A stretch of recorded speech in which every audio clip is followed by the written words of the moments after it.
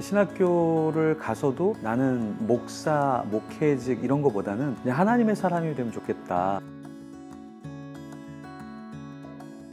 루틴한 매일의 일, 그게 하나님이 저를 훈련시킨다라는 생각이 딱 든 거예요.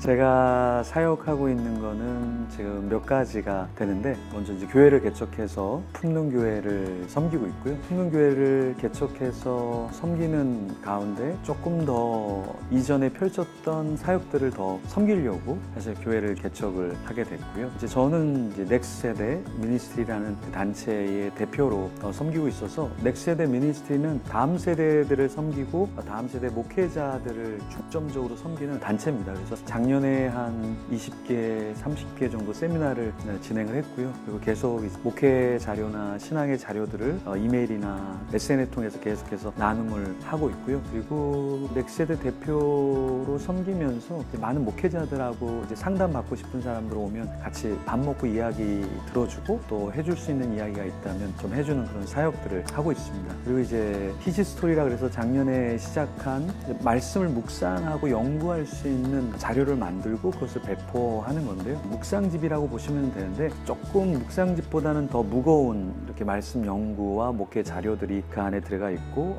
무료로 우리가 배포를 하고 있고요. 한 2만 명 정도 받아보고 계십니다. 그리고 이제 이번 주 월요일 날 했던 성가견이라고 성경 각권 연구 모임을 같이 섬기고 있는데, 역량 있는 목사님들하고 성경, 설교에 대한 이야기, 성경의 어려운 구절들을 어떻게 우리가 신학적으로 이해하고 접근하면 좋을까, 그래서 그런 성가견을 7명 강사분들하고 스태프들하고 같이 섬기고 있습니다. 그래서 크게는 그러한 사역들을 조금 하고 있습니다.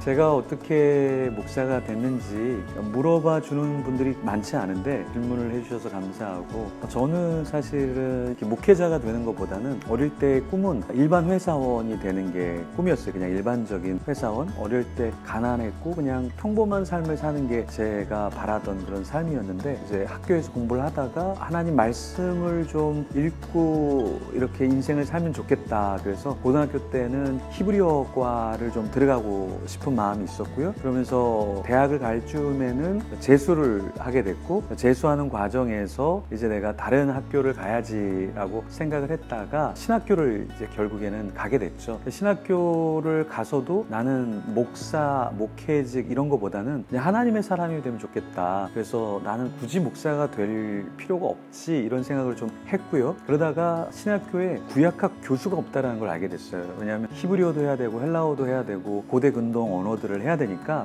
이 구약학 교수님들이 없으니까 목사님들이 와서 구약학을 가르치면서 우리도 힘들고 그분도 힘들고, 그러면 내가 한번 해봐야지. 그래서 학부 때는 다 선택 과목을 언어만 했어요. 독일어, 영어, 히브리어, 헬라어 이런 언어 과목만 선택으로 했고, 총신대학원 가서도 다 언어만 이제 선택 과목으로 라틴어도 하고 독일어도 하고 히브리어, 헬라어 다시 하고, 이제 유학을 가서 성서학을 하려고 이제 시리아어나 아람어나 히브리어, 헬라어 이 고대 사본들을 연구하면서 유학을 가서 이제 교수를 꿈꾸게 됐죠. 근데 하나님께서 이제 박사과정 이렇게 들어가려고 하던 참에 한국에 이제 들어와서 필드에서 많은 분들을 만나면서 섬기게 되었습니다.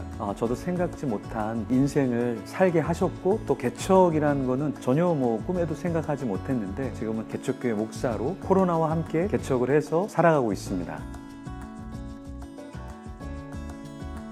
22살, 3살쯤에 유학을 가야 되겠다. 그 당시에는 유학을 가는 사람이 거의 없었거든요. 흔하지 않은 유학을 생각하게 됐고, 그러면서 이제 영어 공부를 일찍 좀 시작했어요. 그래서 유학을 가서 이제 성서학이라는 것을 했는데 힘들었죠. 가서 재정적으로 힘들고 여러 가지 힘들었는데, 그래도 참 감사했던 건 뭐냐면, 아침 7시쯤에 학교에 가서 4시까지만 딱 공부하고, 영어 과외를 이제 4시부터 밤 10시까지 저는 영어로 또 티칭을 했거든요. 그래야 제 영어도 늘고 가르침을 받는 사람도 는다 생각해서 학비도 벌고 생활비도 좀 벌고 그렇게 해서 영어를 가르쳤고, 그런 중에 이제 차를 타다가 좀 눈물을 흘린 게, 다른 사람들은 다 장로님 아들, 목사님 아들이라 이렇게 저처럼 막 일을 하거나 재정적으로 어렵지 않은데, 하나님께서 이게 루틴한 매일의 일, 그게 하나님이 저를 훈련시킨다라는 생각이 딱 든 거예요. 그래서 나중에 진짜 또 감사했던 게, 제가 한국에 와서 영어 예배 사역을 했는데, 영어 예배 할 때 영어를 써야 되잖아요. 아이들에게 영어를 잘할 수 있도록 영어를 써주고 한 것들이, 제가 영어로 외국에 있었지만 공부만 영어로 한 게 아니라 과외도 영어로 하고 했던 것이 한국에 와서 영어 사역할 때 조금 더 도움이 됐던 것 같아요. 그래서 하나님의 큰 그림을 어려운 타이밍에 딱 알게 되면서 그때 좀 눈물이 핑 돌고 운전하면서 좀 눈물을 흘리게 되었던 것 같아요. 그래서 그것이 좀 남습니다. 한국에 제가 갑작스럽게 들어오게 된 계기는, 저는 이제 교수를 하려고 MA 과정을 마치고 박사로 넘어가는 텀에 여러 교회에서 좋은 제안들을 받았어요. 나중에 여러 교회 중에 한 교회를 가기로 했는데, 그 교회에서 파트로 전도사 하는데 1년에 한 5천만 원 정도, 그리고 치아보험하고 건강보험하고 다 해주는, 거의 담임격으로 그냥 다 해주고 한 부서만 맡고 박사학위 해라 해서 여러 교회 중에서 그쪽으로 결정이 되고, 그쪽에서 또 그런 좋은 제의를 줘서 3일 뒤면은 그쪽으로 가게 되어 있었는데, 가기 전에 이제 5년 동안 유학을 했었거든요. 그래서 부모님을 한 번도 뵌 적이 없어서 가서 인사를 드리고 들어와서 이제 3일 뒤면 이제 지금 회사 와서 이사를 하는 거였는데, 하나님이 그 사인을 주셔서, 이제 그 사인과 그거는 뭐 구체적으로 제가 말씀을 드릴 수는 없지만, 하나님이 주신 사인이 있어서 3일 만에 갑작스럽게 기도하고 한국으로 무작정 들어왔죠. 그게 2009년 3월이에요. 그래서 교회를, 저는 이제 다음 세대 청년들 사역을